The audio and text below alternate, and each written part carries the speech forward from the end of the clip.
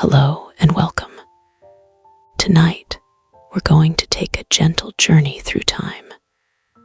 A journey through the life of someone you may know by name, but perhaps not by heart.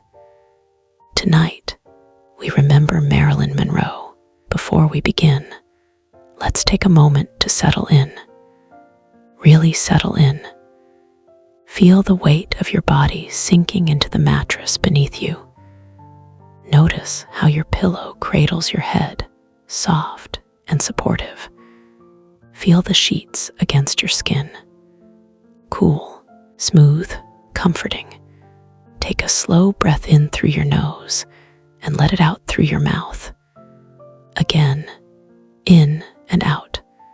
One more time, breathing in slowly, holding for just a moment, and releasing. Letting everything go. Tonight's story is a long one, a full life told slowly and gently. You don't need to stay awake for all of it. In fact, the story will continue even as you drift away. Let the words wash over you like waves. Some will reach you, others will carry you deeper into sleep. Both are perfect. Both are exactly right. Let your eyes close if they haven't already. Feel the darkness behind your eyelids. Safe, warm, still. There is nowhere you need to be, nothing you need to do. Just rest. And now we begin. The year is 1926. June 1st. Los Angeles. The city is growing, stretching, becoming something new. The palm trees sway in the warm breeze. The sun beats down on dusty streets. And on this day, in the charity ward of the Los Angeles General Hospital, a baby girl is born. She doesn't arrive into wealth. She doesn't arrive into comfort or security. But she arrives, small, quiet, alive. Her lungs fill with air for the first time. Her eyes blink open to see a world she will change forever, though she doesn't know it yet. How could she? Her mother names her Norma Jean. Norma Jean Mortensen, though later people will wonder about that name. Wonder about who her father really was. Wonder about so many things, so many mysteries that will never quite be solved. But right now, in this moment, she is just a baby, just beginning, just breathing. Her tiny fingers curl and uncurl. Her heart beats steady and strong. She is here. Her mother, Gladys, is young, only 24 years old, and already so tired, so very tired. Gladys works in the film industry, cutting strips of celluloid, piecing together movies frame by frame. In a darkened room, she splices scenes together, creating stories, creating dreams. Other people's dreams. Gladys has already lost 2 children before Norma Jean.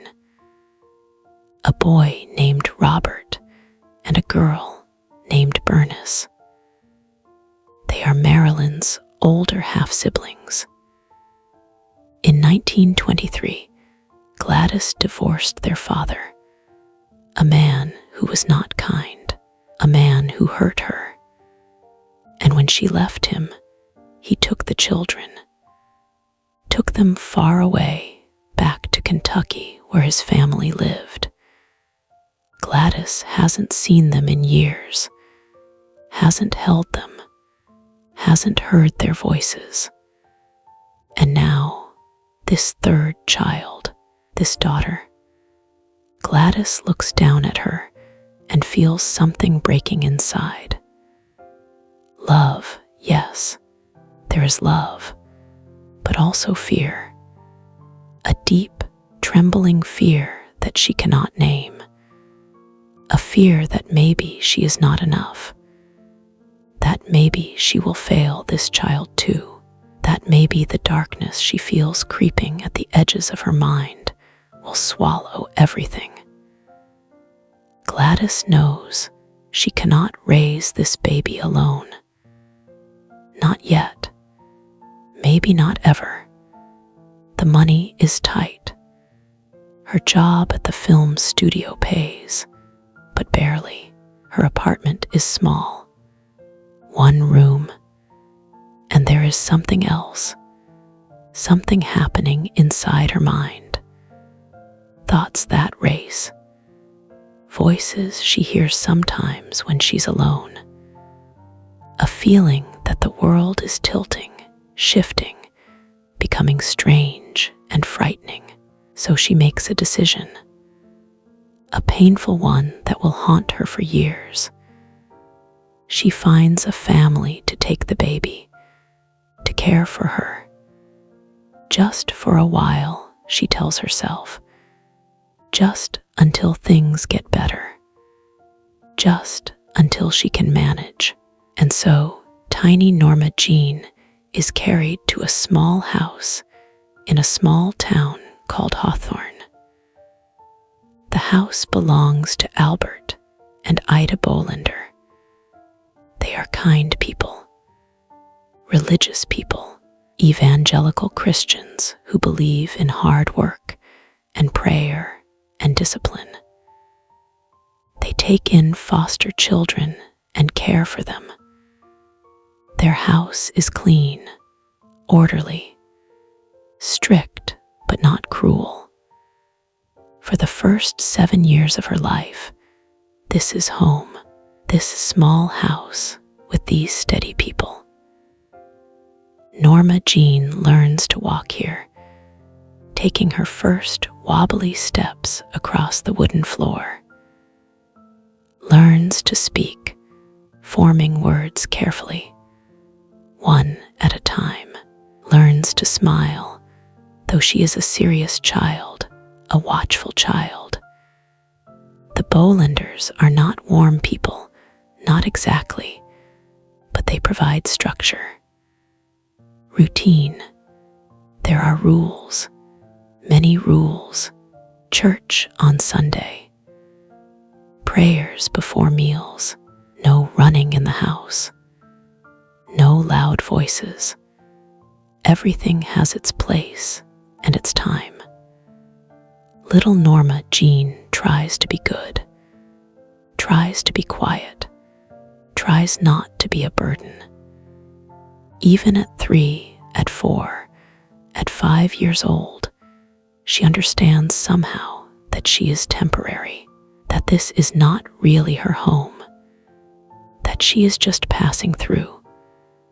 On weekends, sometimes, her mother visits. Gladys comes on Saturday mornings, wearing her nice dress, her hair curled carefully. She brings small gifts, a ribbon for Norma Jean's hair, a toy, nothing expensive, a piece of candy. Norma Jean waits by the window for these visits, watching the street, hoping, pressing her small face against the glass. Every car that passes might be her mother's. Every footstep on the sidewalk might be hers. When Gladys arrives, Norma Jean's face lights up.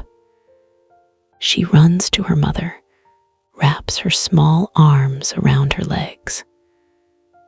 Gladys picks her up, holds her, and for those few hours, everything feels right. They walk together, talk together.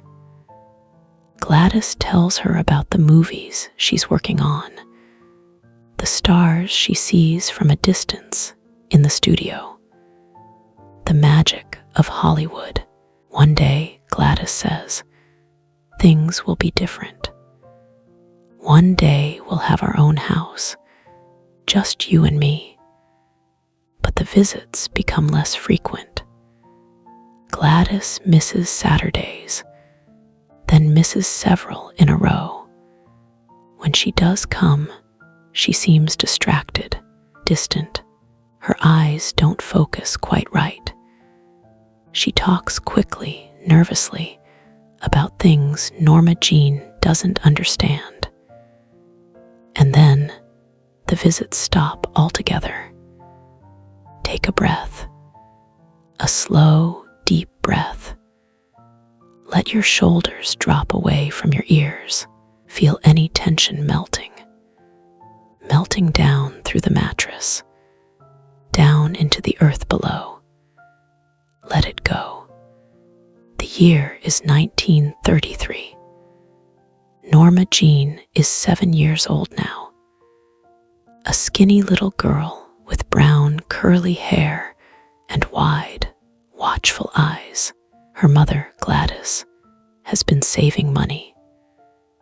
Every week, setting aside a little from her paycheck, dreaming of having her daughter back, of being a real mother, a real family. She has saved enough now to buy a small house in Hollywood. It's not much, just a few rooms, but it's theirs. And Gladys comes to get her daughter. "We're going to live together now," she says, her voice bright with hope. "Just you and me, like I always promised." Norma Jean can barely believe it.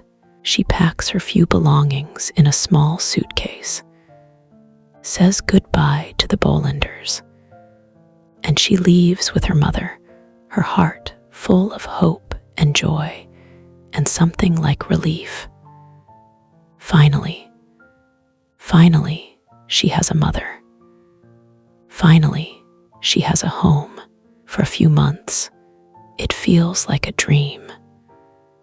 A beautiful, impossible dream. Norma Jean has her mother, her real mother. They eat dinner together at a small table. They talk about their days. Gladys tells stories about the film studio, about the actors and directors, and the magic that happens behind the camera. They sleep in the same house. They are a family, real and solid and permanent. But something is wrong. Norma Jean can feel it even before she can name it. Her mother starts acting strange, different. She stops sleeping through the night. Norma Jean hears her pacing the hallway at 2 a.m. At 3 a.m., her footsteps creaking on the old floorboards. Gladys stops eating regular meals. She picks at her food, distracted, her mind somewhere else.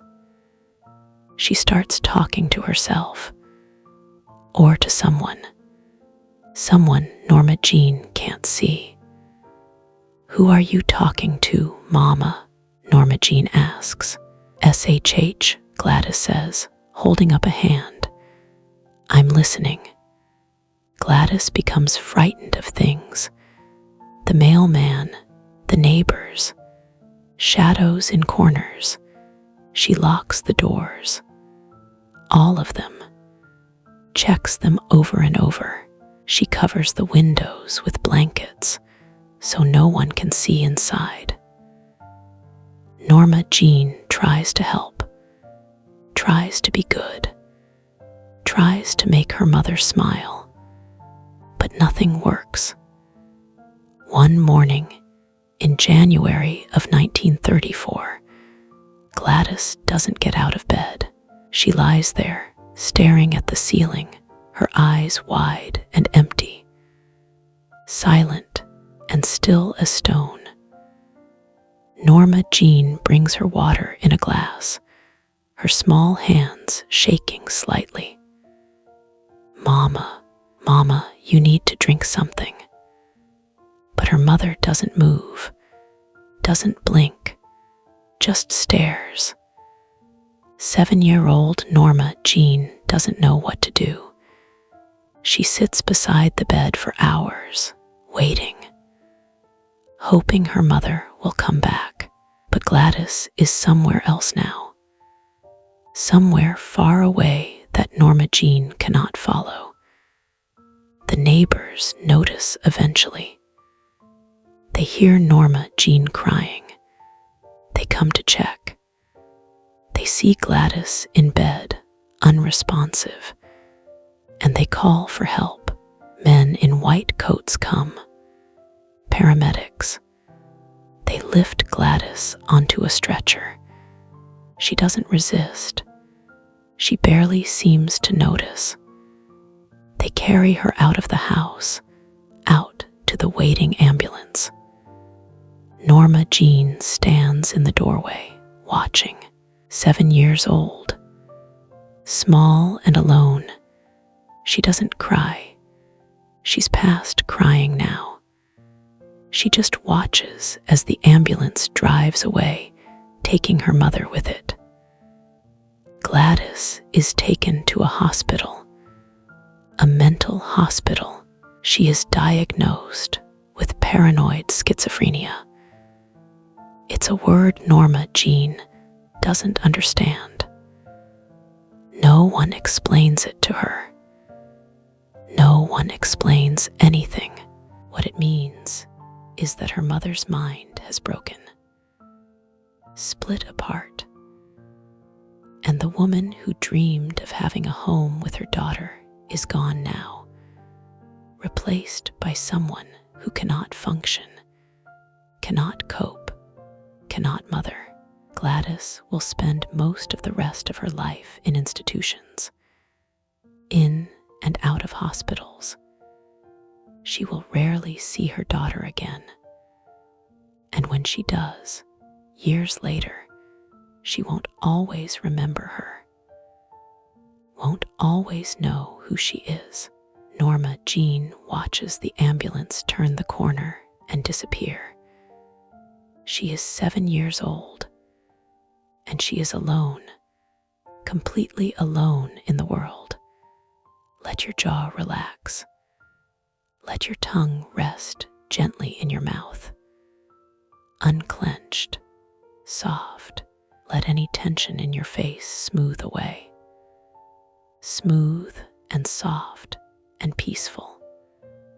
What follows are years of moving, years of temporary homes, years of learning that nothing is permanent, nothing is safe, nothing can be counted on. Norma Jean becomes a ward of the state, a piece of paper in a file, a child to be placed somewhere, anywhere. Grace McKee, a friend of her mother's, becomes her legal guardian. But Grace has her own life, her own problems. She can't keep Norma Jean full-time. So the girl is sent to live with different families. 2 months here, 6 months there, a year somewhere else. She learns to pack her small suitcase quickly, learns not to get too attached, learns to be quiet, to be good, to not be trouble. Some of these places are kind, some are not. In one house, when she is 8 years old, things happen that a child should never experience. There is a man there. Grace's husband, Doc. He looks at Norma Jean in ways that make her skin crawl. He finds reasons to be alone with her. She has always been timid, always been quiet. But after what happens in that house, she becomes even more withdrawn. She develops a stutter. Her words catch in her throat, trapped, unable to escape. She becomes completely shut off. A little ghost moving through rooms, trying to be invisible. When Grace finally notices something is wrong, she doesn't ask questions. She just moves Norma Jean again to another house, another temporary placement, as if moving her will erase what happened, as if distance can heal wounds that deep. When she is 9 years old, Norma Jean is sent to the Lowe's Angels Orphans Home. The building is large and institutional. Gray walls, gray floors, rows and rows of small iron beds with thin mattresses. The children line up for everything. For meals in the cafeteria, for baths once a week, for bedtime at 7 p.m. sharp. Everything is ordered. Everything is controlled. Everything is cold and impersonal and lonely. Norma Jean lies in her narrow bed at night and dreams of another life. A life where she is special. A life where she is loved. A life where she belongs somewhere to someone. She remembers the movies she saw as a younger child. The foster families would send her to the theater sometimes, just to get her out of the house for a few hours. Give themselves a break from the quiet, sad child who watched them with those big eyes. She would sit in the dark theater, looking up at the enormous screen, and she would see beautiful women, glowing and perfect, women in elegant dresses, women who were adored, desired, protected, women who mattered. I want to be an actress, she whispers to herself in the dark orphanage, her voice small and certain. I want to be someone else, anyone else, because being Norma Jean hurts too much. Being the girl nobody wants, the girl nobody keeps, the girl who is shuffled from place to place like a problem to be solved. It's too painful, too heavy to carry. But becoming someone else, that might be possible. That might save her. Breathe in slowly, hold it for just a moment, and release, long and slow. Let the air carry away any worries, any thoughts. Just breathe and listen. At 16, Norma Jean faces a choice. Grace and her husband are moving to West Virginia. Doc has been transferred for his job, and California law is very clear. A minor cannot be taken out of state by a guardian unless there are special circumstances, and these circumstances don't qualify. So Norma Jean will have to go back to the orphanage, back to the gray building with the gray walls and the narrow beds, back to being nobody, unless she gets married. The boy next door is named James Doherty. He's 21 years old, handsome in a conventional way, dark hair, nice smile. He works at Lockheed Aircraft, making parts for planes. A factory job, steady, reliable. Grace suggests it. Actually, she more than suggests. She arranges it. She talks to Jim's mother. Then she talks to Jim. Then she talks to Norma Jean. It's a good solution, Grace says. He's a nice boy. He has a job. You'll be safe. Safe. That word again. as if that's all she should hope for, as if that's enough. Jim doesn't love her. Not really. He barely knows her. She's just the pretty girl next door who needs help, and he's been raised to be a gentleman, to do the right thing. And Norma Jean, she doesn't love him either, but he's offering her escape, offering her a way to avoid going back to the orphanage, a way to be somebody's, even if not in the way she dreams about. On June 19, 1942, they marry. Norma Jean is only 16, still a child in many ways, despite everything she's been through.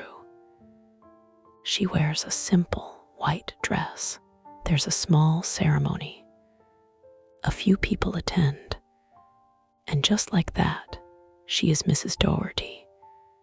She drops out of high school, Van Nuys High School.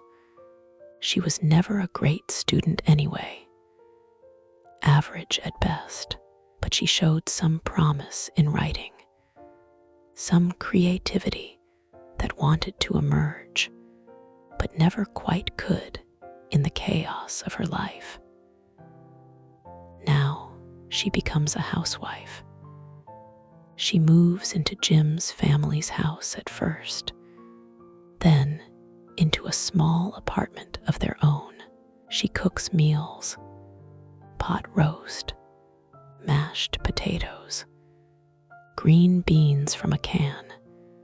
She learns recipes from magazines. She cleans. She does laundry. She waits for her husband to come home from his shift at the factory. This is her life now. This is what she chose, or what was chosen for her. Sometimes it's hard to tell the difference. She is dying of boredom, she will later say. The days blur together. The same routine, the same small rooms, the same conversations about nothing important, but she is also safe. She has food, shelter, someone's name to carry, even if it's not a name that means anything to her. For now, it's enough. It has to be. Rest your body now. Feel how heavy your arms are, your legs. Let them sink deeper into the bed. So heavy, so relaxed, nothing to hold on to.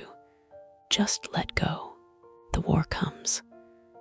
World War has been raging in Europe, and now America joins. Young men are drafted or enlist. The whole country mobilizes. Jim joins the Merchant Marines in 1943. He is sent for training, then shipped out to the South Pacific. He'll be gone for months, maybe longer, maybe much longer, and Norma Jean finds herself alone again. She's used to being alone by now. But this time, it's different. This time, she has a choice about what to do with her solitude. She takes a job at the Radio Plane Company in Van Nuys. It's a factory that makes parts for military drones, target planes used for practice by anti-aircraft gunners. She works on the assembly line. It's repetitive work, checking parachutes, inspecting parts, spraying fuselages with fire retardant. Her hands move automatically. Check, inspect. There's something peaceful about it, though. The rhythm, the routine, the feeling of contributing to something bigger than herself, the war effort. She's helping in her small way. All these women in the factory doing their part while the men are overseas. She wears coveralls, her hair tied back in a bandana. pretense. Just Norma Jean, one worker among hundreds. One day in 1944, photographers from the Army Air Force come to the factory.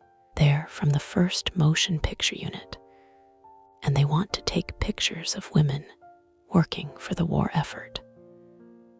Propaganda photos, images to boost morale, to show Americans that everyone is doing their part.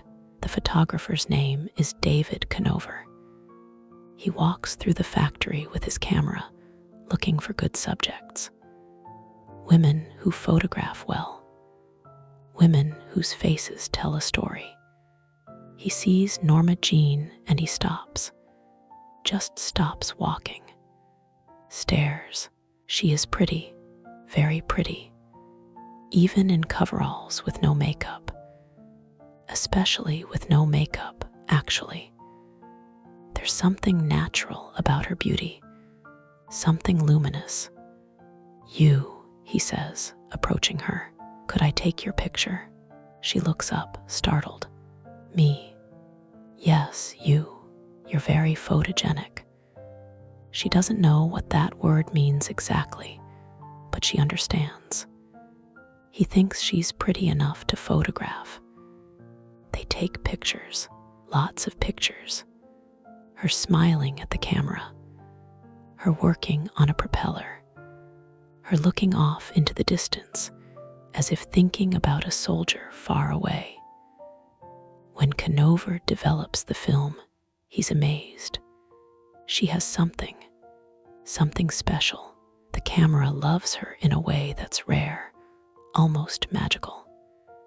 He comes back, takes more pictures, and then he does something that changes everything.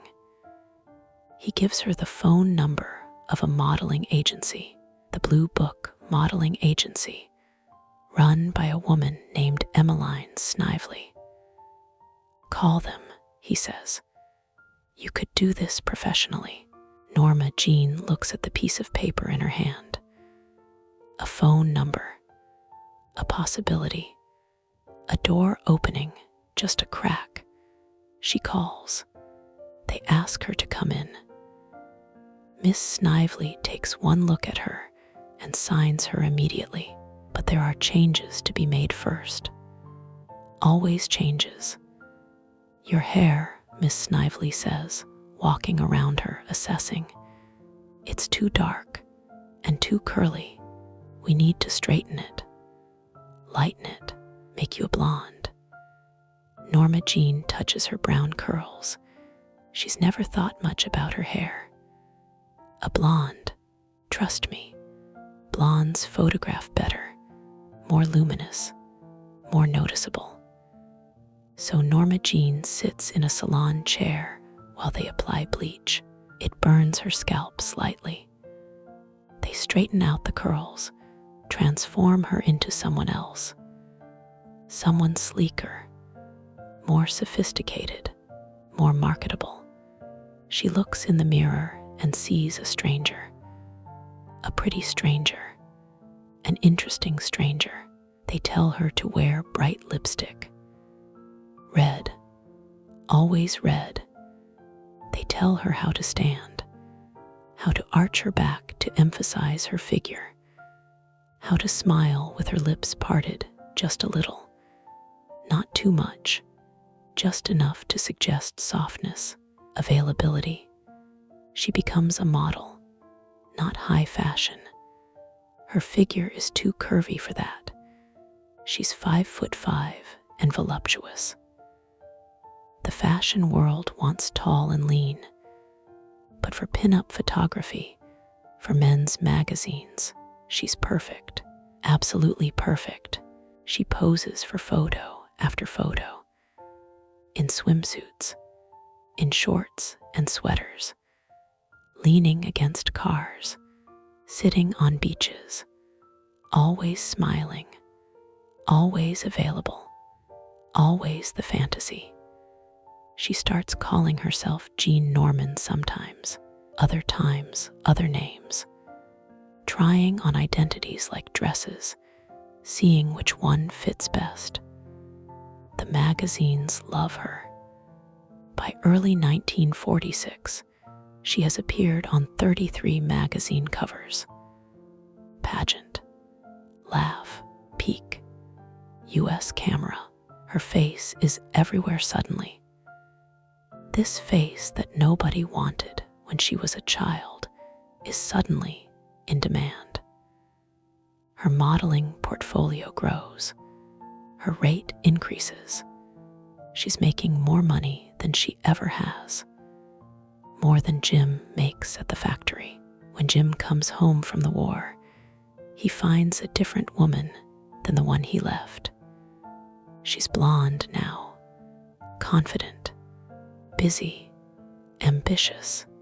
He wants her to stop, to go back to being the quiet housewife, to cook his dinners and clean his house and be there when he comes home.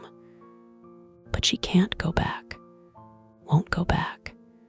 She's tasted something else now, something that feels like possibility, like escape, like becoming somebody. She asks for a divorce. Jim is hurt, confused, angry, but she's made up her mind. In September 1946, the divorce is finalized. She is free, 20 years old, and she has chosen herself. For the first time in her life, she has chosen herself. Let your eyes rest behind your closed lids. Let them be still, soft, heavy. There's nothing to see, nothing to focus on, just darkness, just peace. Hollywood in the 1940s is a machine, a dream factory. It takes ordinary people and transforms them into gods and goddesses. It takes their faces, their bodies, their voices, their very identities, and it reshapes them into something else, something more, something less, something different. Norma Jean wants to be part of it, desperately. She uses her modeling portfolio to get meetings with studio executives. She goes to 20th Century Fox. They look at her pictures. They look at her. They offer her a contract. 6 months. Basic player's contract. $75 a week. It's not much. It's not a guarantee of anything. But it's a chance. She signs. They change her name. Norma Jean Doherty doesn't sound like a star. It sounds like a housewife from Van Nuys, which is exactly what she's trying not to be anymore. Ben Lyon, a talent scout, suggests Marilyn. After the actress Marilyn Miller, and for the last name, they go with her mother's maiden name. Monroe, Marilyn Monroe. It sounds like champagne, like silk, like something elegant and unattainable. She practices saying it, writing it, becoming it. Marilyn Monroe, that's who she is now. Not Norma Jean, not the foster child, not the orphan, not the unwanted daughter of a crazy woman. Marilyn Monroe, someone new, someone who might be loved. She takes acting classes. The studio sets them up. Actors have to learn technique, voice, movement, how to hit marks, how to find their light. Her teachers are not impressed at first. She's too nervous, too shy, too internal. She mumbles her lines. She forgets blocking. She apologizes constantly. She'll never make it, one teacher says. Too insecure, too scared. But Marilyn keeps trying. She studies harder than anyone else.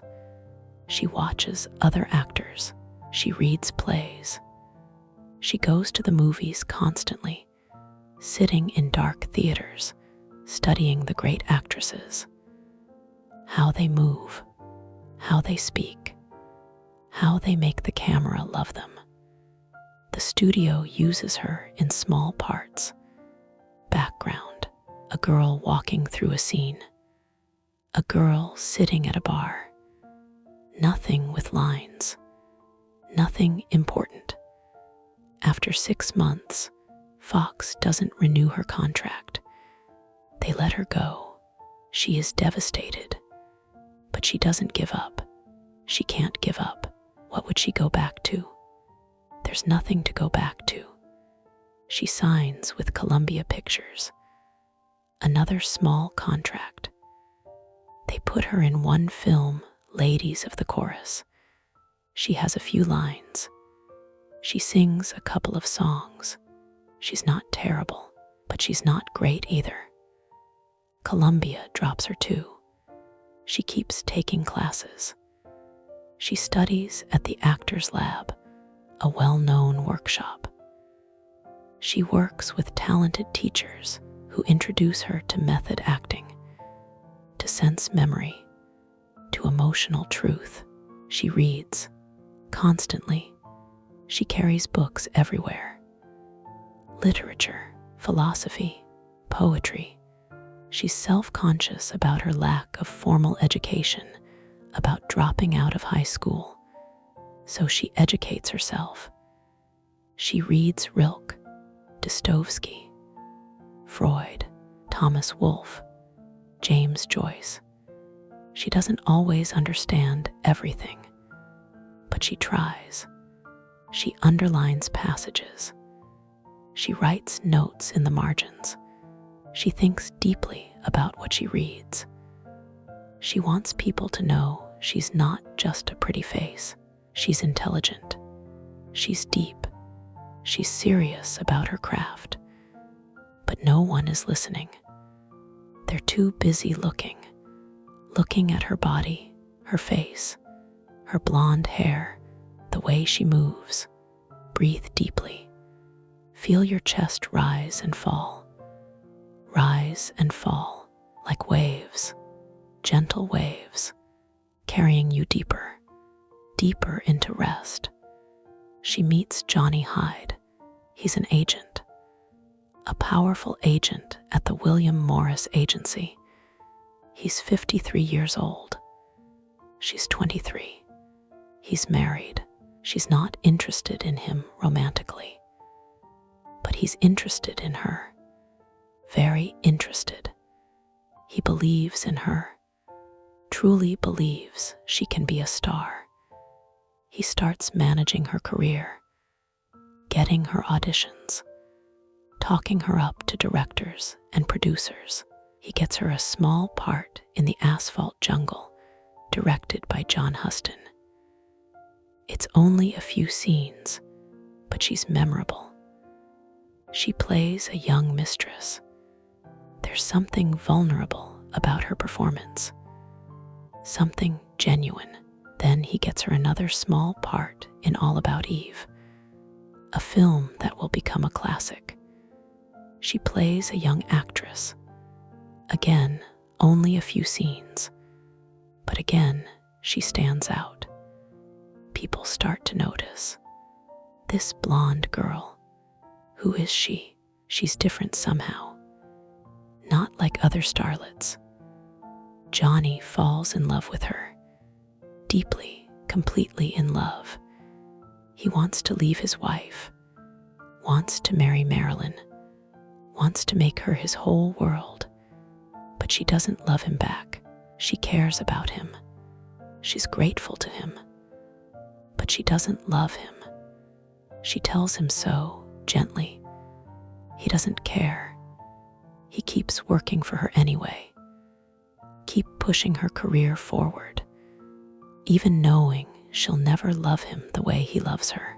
In 1950, Johnny suffers a heart attack. He dies. Marilyn is heartbroken, not as a lover, but as someone who lost a true friend. One of the few people who believed in her when no one else did. But by then, things are starting to happen. Fox signs her again. A new contract, better terms. They start giving her real roles. The roles are all the same type. The dumb blonde, the sexy girl, the mistress, the showgirl, the secretary who exists only to be looked at. But she's good at it. She's very good at playing this character. This girl who seems innocent and sexual at the same time. Naive but knowing. Helpless but powerful. She develops a special voice for these roles. A breathy, childlike voice. Soft, whispery, like she's sharing a secret. Like everything she says is utterly innocent, even when it's not. She creates this character so perfectly that people forget she's acting. They think this is who she is. The dumb blonde, the sex kitten, the girl who doesn't know how beautiful she is. But it's a performance, a brilliant, carefully crafted performance. And she's trapped in it. Because it's working. People love it. Producers want it. The studio demands it. The films get bigger. Gentlemen prefer blondes in 1953. She sings "Diamonds Are a Girl's Best Friend" in a pink dress, dripping in jewels. It becomes iconic. That image of her. That moment. How to Marry a Millionaire. She plays a nearsighted model who won't wear glasses because she thinks it makes her less attractive. She walks into walls. She misses chairs when she sits down. It's physical comedy, and she's brilliant at it. The 7-Year Itch in 1955. The white dress scene. Standing over a subway grate. The air blowing her skirt up. Photographers everywhere. Crowds cheering. Flash bulbs popping. That image becomes the image. The most famous image of her. Of anyone, maybe. That moment. That dress. That smile. She's a star now. A real star. Her name on a marquee means money. Guaranteed money. The studio knows it. She knows it. But they pay her less than male actors. Less than other actresses who are less famous. Less than she's worth. And they control her. Tell her what films to do. What to wear. How to act in public. Who to date. They own her contract. Which means they own her. She starts to rebel. She's late to set. Very late. Sometimes hours late. Sometimes she doesn't show up at all. She forgets her lines. Needs 30 takes, 40 takes, 50 takes for a single scene. Directors start to dread working with her. She's impossible, they say. Talented, but impossible. But she's not trying to be difficult. She's terrified. Terrified she's not good enough. Terrified everyone will see through the act. See that she's still just Norma Jean. Still just the girl nobody wanted. She takes pills to sleep. Nembutal, Seconal, barbiturates prescribed by doctors who hand them out like candy in 1950s Hollywood. She takes pills to wake up. Amphetamines, to give her energy, to help her face the day.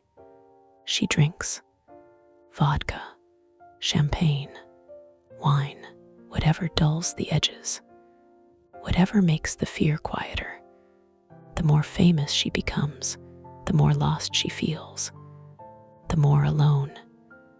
Let your whole body relax now, from your head to your toes. Let everything soften. Soften and release. You are safe. You are comfortable. You are drifting. She meets Joe DiMaggio in 1952. They're set up on a blind date by a mutual friend, the baseball player and the movie star. It sounds like a fairy tale.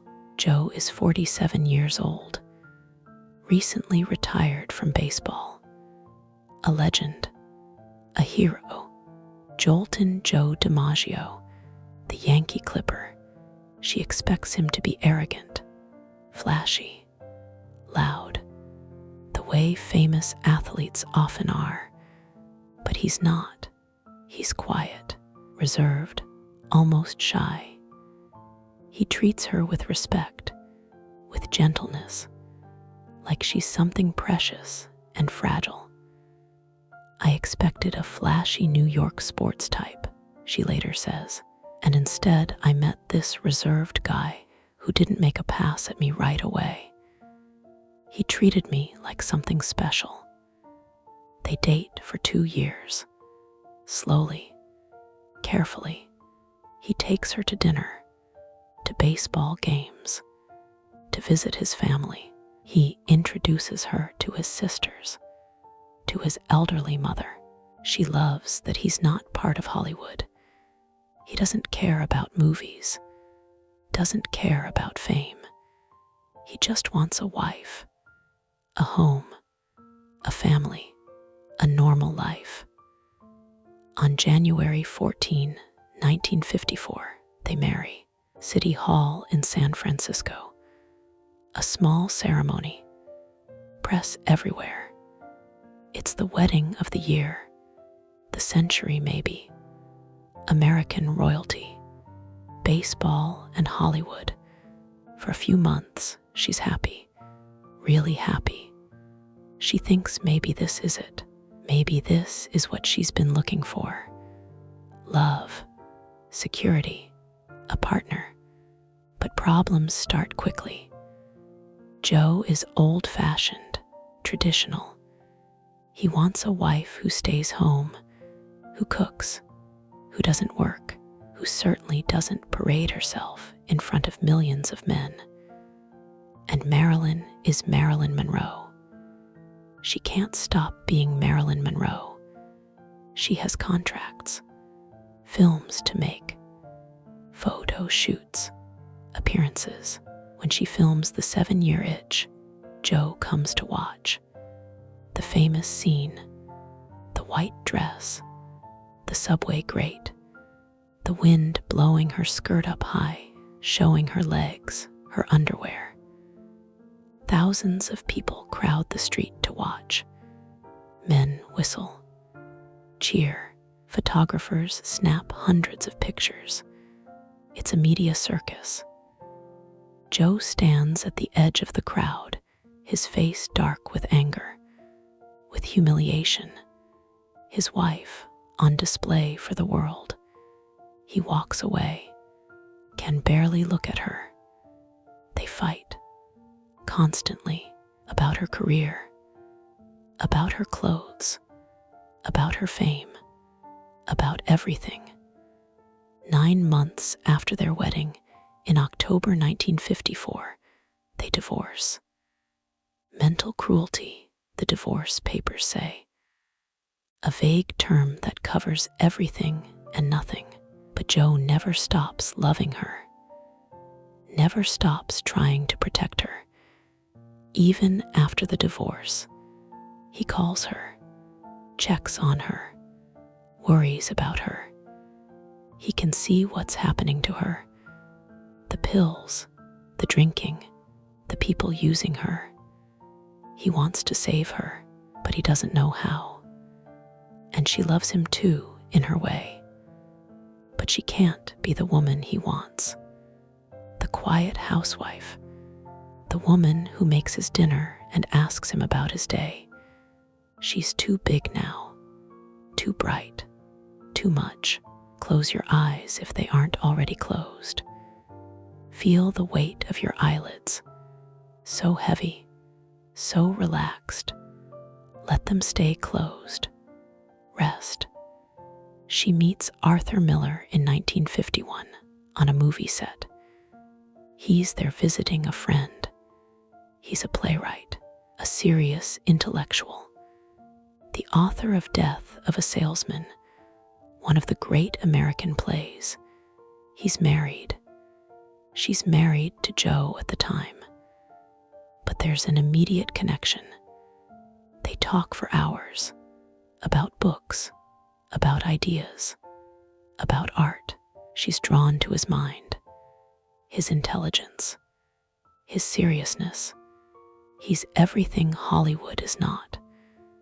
And he's drawn to her too, not just to her beauty, though he notices that, but to her curiosity, her hunger to learn, her surprising depth. After her divorce from Joe, she and Arthur start seeing each other. Secretly at first, then more openly. He's married with 2 children, but he leaves them for Marilyn, gets a divorce. In 1956, they marry. She converts to Judaism for him, studies, takes it seriously. She's proud to be Mrs. Arthur Miller, proud to be the wife of one of America's greatest writers. She moves to Connecticut, to his world, far from Hollywood. She tries to be a wife, a good wife. She cooks, she cleans, she helps with his children from his previous marriage. She reads his work and tells him it's brilliant, because it is. For a while, she's happy. She thinks maybe this is it. Maybe she's finally found what she was looking for. An intellectual equal, a partner, someone who sees her as more than just a body, more than just Marilyn Monroe. But the movie studios call her back. There are contracts, obligations, films to make. She stars in The Prince and The Showgirl with Laurence Olivier. But the shoot is a disaster. She's late constantly, forgets her lines, clashes with Olivier, who finds her impossible to work with. She's taking more pills now, more drinks. The anxiety is getting worse. The fear. She has to be Marilyn Monroe again, and she doesn't know if she can anymore. Doesn't know if she wants to. Arthur watches her struggling, and slowly, he begins to change his mind about her. She's needier than he expected, more demanding, more unstable.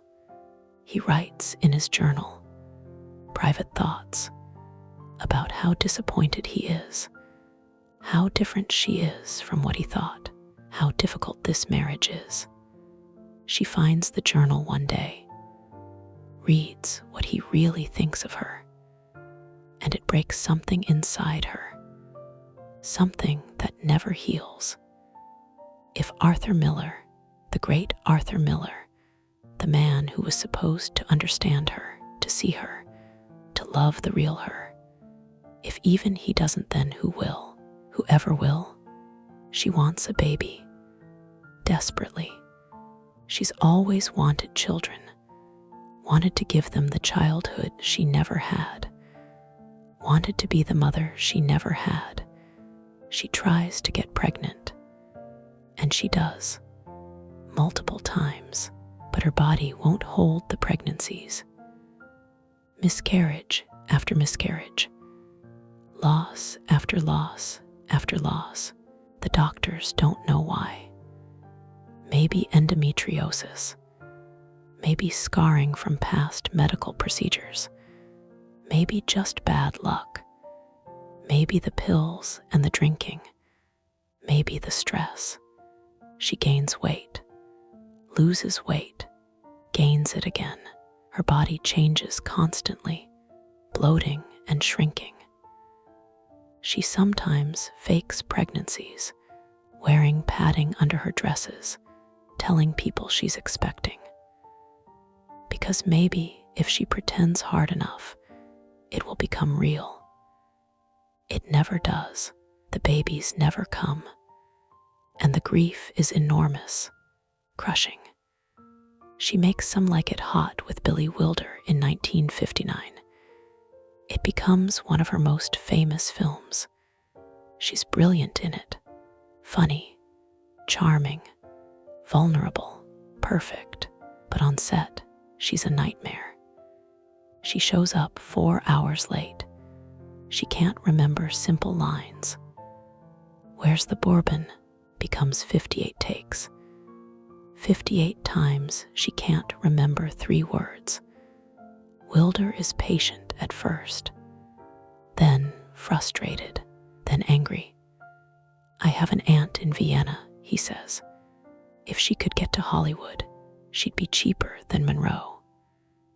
But he also says, anyone can remember lines, but it takes a real artist to come on the set and not know her lines, and yet give the performance she did. Arthur writes the screenplay for The Misfits, her last completed film. He writes it for her. A gift, a love letter, about a lonely woman in Nevada. A woman looking for love, looking for meaning, looking for home. But by the time they film it in 1960, the marriage is over in all but name. They barely speak. The script feels less like a love letter and more like an autopsy. On set in the Nevada desert, she's worse than ever. Drunk, high, barely functional. Clark Gable, her co-star, is a gentleman about it, but everyone can see she's falling apart. Gable dies 2 weeks after filming wraps. A heart attack. He was 59. Marilyn blames herself. The delays, the stress. She thinks she killed him. She goes into a deep depression, deeper than before. In 1961, she and Arthur divorce. Another failure, another loss. She's 35 years old, and she's alone again, completely alone. Breathe, just breathe, in and out. Nothing else matters, just breath, just this moment, just rest. The last years are hard, harder than anything before. Marilyn is unraveling. Everyone can see it. She can see it herself. She's 35, 36, but she looks older. The pills and the drinking have taken their toll. Her face is puffy. Her skin has lost its glow. Her eyes are often vacant, glazed. She's still beautiful, but it's a fragile beauty now, a fading beauty. She's working on a film called Something's Got to Give. It's supposed to be a comedy, a return to form, light and fun, but she can't do it. She shows up late, misses entire days. When she is there, she's so out of it she can't function, can't remember lines, can't hit marks, can't perform. The studio is losing money. Thousands of dollars every day she doesn't show up. The other actors are frustrated. The crew is frustrated. Everyone is frustrated. In June 1962, Fox fires her. She's unreliable, they say. Impossible to work with. We can't afford her anymore. It's humiliating. Public. The press reports it. Marilyn Monroe, the biggest star in the world, fired for being too much trouble. She's seeing psychiatrists. Multiple psychiatrists. She's been in therapy for years, talking about her childhood, her mother, the foster homes, the orphanage, the abuse. all the losses, all the pain. She takes more pills, so many pills: Nembutal, Seconal, chloral hydrate, sleeping pills, tranquilizers, barbiturates. Her doctors prescribe them. Different doctors prescribe the same drugs, not knowing what the others are prescribing. She mixes them, takes them in combinations that are dangerous, deadly. She's been in and out of psychiatric hospitals.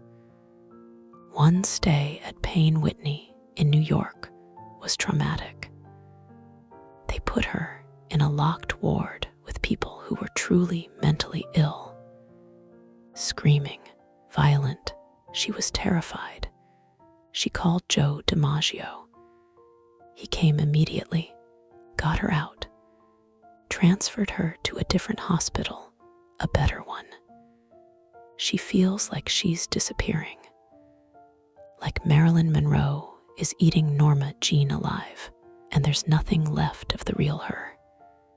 If there ever was a real her, she's not sure anymore. She calls friends in the middle of the night, her voice slurred, crying, sometimes barely coherent. "I'm so lonely," she says. "I'm so tired. I'm so lonely." Peter Lawford, actor and brother-in-law to President Kennedy, gets many of these calls. So does her publicist. So does her acting coach. So do various friends. Late-night calls from Marilyn, desperate and sad and lost. She has relationships, brief ones, intense ones. It's rumored she has an affair with President John F. Kennedy. They meet at parties, at private gatherings. Some say they're intimate, others say it never happens. The truth is unclear, buried in rumors and speculation. She definitely knows Robert Kennedy, the president's younger brother, the Attorney General. They meet several times. Some claim they have an affair. Others claim she's just infatuated. Again, the truth is murky. In May 1962, she sings "Happy Birthday, Mr. President" at Madison Square Garden for Kennedy's 45th birthday. She wears a dress so tight, so covered in beads, that she has to be sewn into it. She can barely walk. She looks like she's been poured into the dress.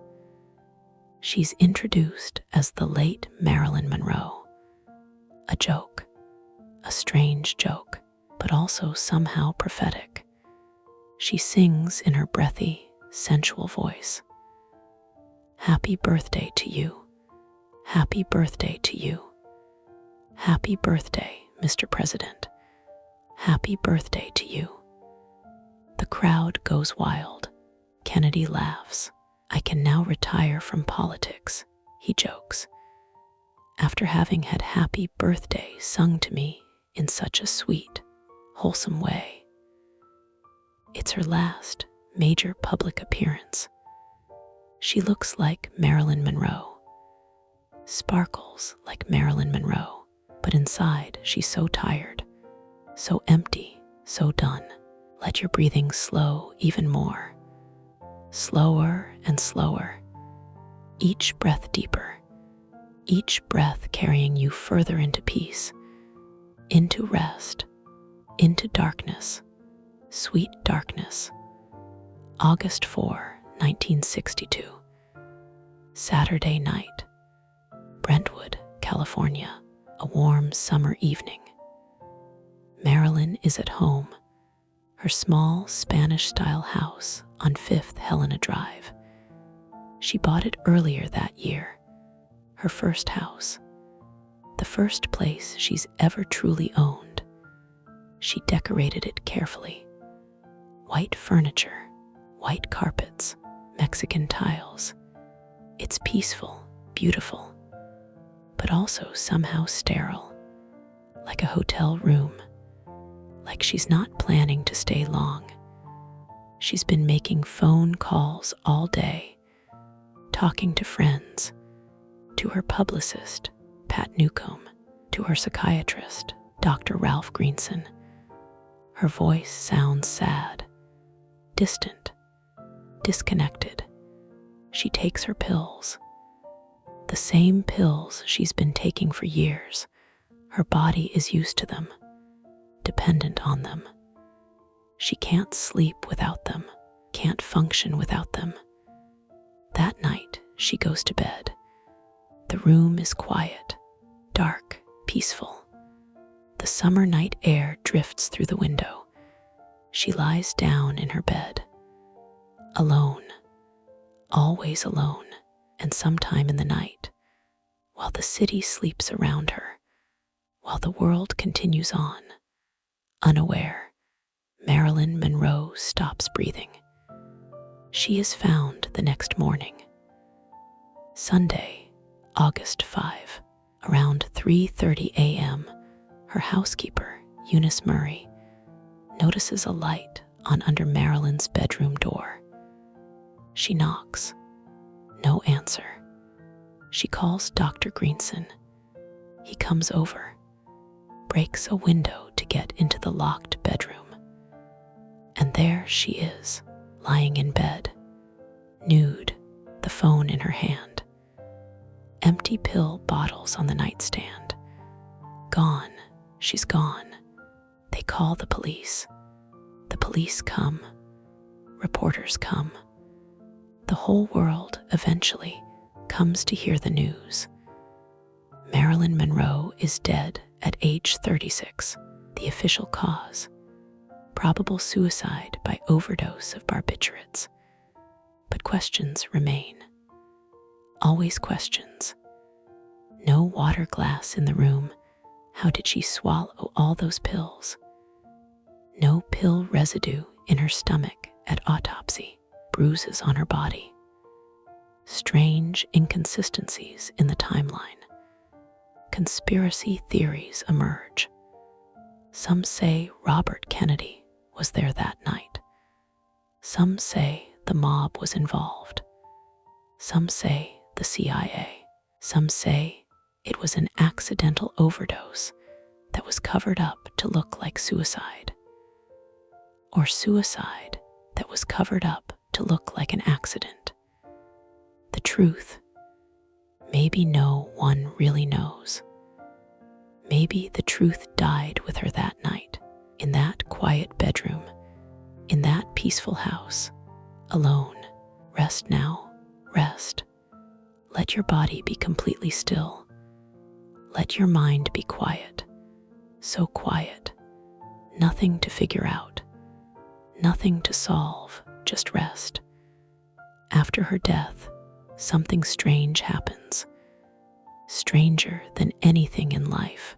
Marilyn Monroe becomes more famous than ever.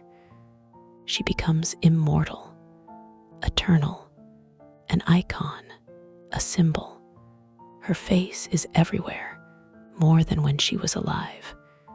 She's on posters, t-shirts, coffee mugs. Andy Warhol paints her in bright pop art colors.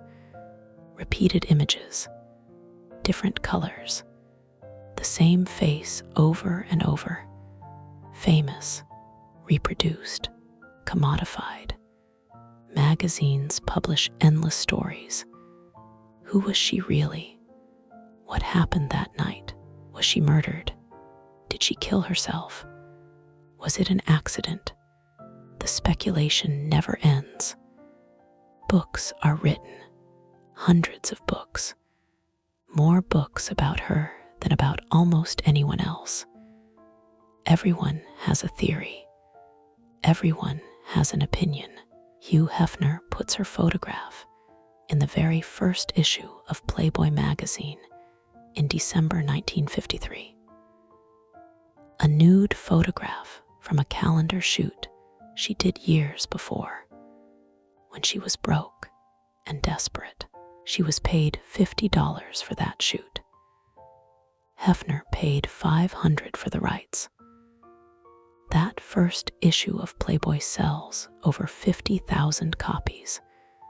It launches an empire built on her image.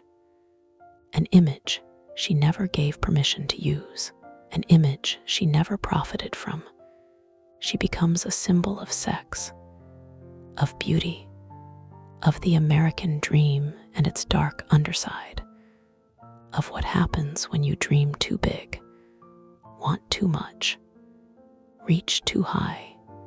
Feminists debate her. Was she empowered or exploited? Victim or complicit? Dumb blonde or misunderstood genius? The arguments continue. Decade after decade, she becomes a cultural touchstone.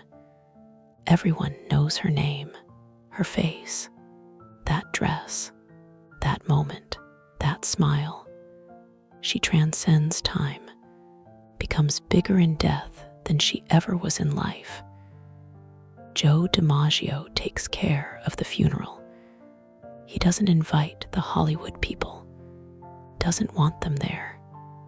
This is private, personal. His Marilyn, not theirs.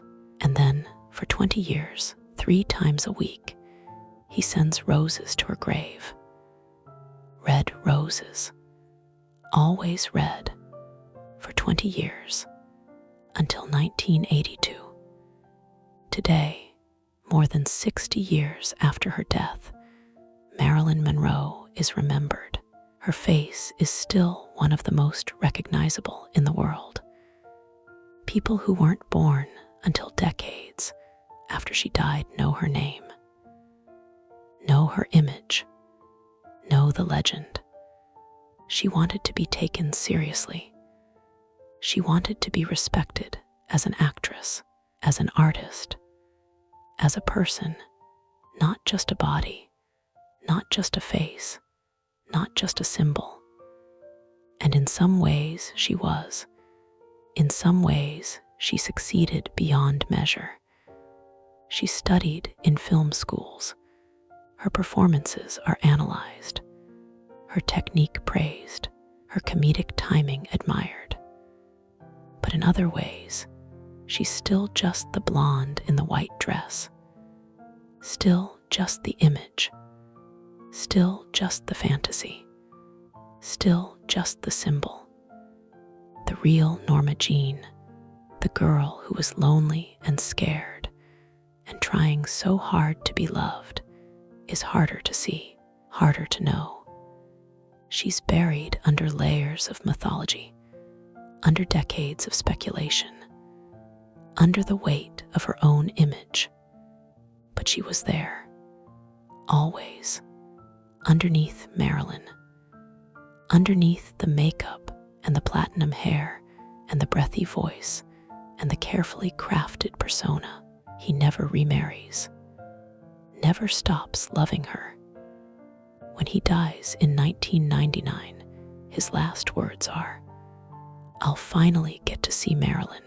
She was there, a real person, with real pain, real dreams, real loneliness, real hopes. A little girl who wanted to be special, who wanted to be loved, who wanted to matter. And she did matter. She does matter. She changed movies, changed culture, changed the very idea of what a woman could be on screen. She was born Norma Jean, an unwanted child, a foster child, an orphan, nobody's daughter. She became Marilyn Monroe, the most famous woman in the world, everyone's fantasy. No one's really. She died alone, as she had always been alone, even surrounded by people, even famous, even loved by millions.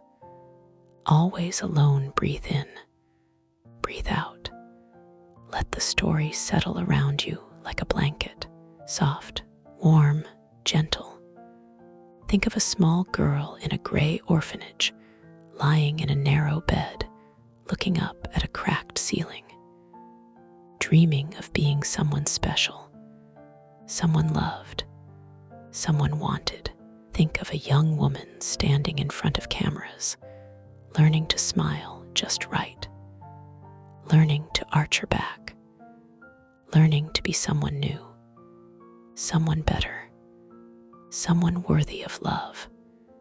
Think of a movie star, alone in a hotel room at midnight, reading Rilke by lamplight, underlining passages, writing notes in the margins, trying to understand, trying to grow, trying to be more than just beautiful.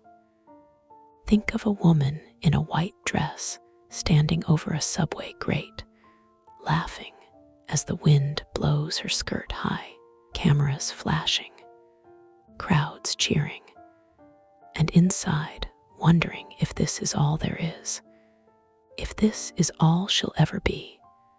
Think of all the versions of one person, all the lives lived in one short life. Norma Jean, Marilyn, the orphan, the starlet, the wife, the icon, the lost girl, the legend. She was born in June. She died in August. 36 years. Not enough time. Never enough time. And in between, she tried. She tried so hard to be good, to be loved, to be enough, to be real, to be remembered. Maybe that's what we remember most. Not the movies, not the photographs, not the scandal, not the conspiracy theories, not even the tragedy, just the trying, the hoping, the reaching for something better, something more, something real. And maybe that's enough. Maybe that's all any of us can hope for, to try, to hope, to reach, to have existed at all, to have mattered even briefly, even imperfectly, even painfully. She mattered. She matters still. Let your breathing slow even more now. Slower, deeper. Each breath taking you further away, further into sleep, into peace, into rest. The story is over, but the sleep continues. Let the images fade. Let the words fade. Let Marilyn fade. Let Norma Jean fade. Let it all drift away like smoke, like dreams, like memories that aren't yours. Let yourself sink deeper, deeper, into the softness, into the quiet, into the dark, safe dark, peaceful dark, welcoming dark. There is nothing you need to do, nothing you need to remember, nothing you need to be, just this, just breathing, just resting, just sleeping. The night holds you, the bed holds you, the darkness holds you, gentle, tender, safe, and somewhere in memory, in legend, in the eternal now of movies and photographs and stories, a young woman is standing in a white dress, smiling at the camera. Forever young, forever beautiful, forever Marilyn. But here now, in your bed, in your body, in your breath, there is only sleep, only rest, only peace. Let go now. Let everything go. The story, the sadness, the wondering, the thinking. Let it all go. Just sleep, just rest, just be. The stars are out. The night is still, and you are safe.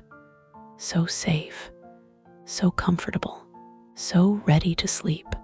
Rest now. Rest. Close your eyes if they aren't closed. Breathe slowly if you're still breathing consciously. And drift, drift away. Into sleep, into dreams, into the sweet, soft darkness that heals everything. Sleep. Sleep now. Let yourself sleep. Everything is okay. Everything is peaceful. Everything is exactly as it should be. Sleep. Just sleep. Rest. Breathe. Sleep.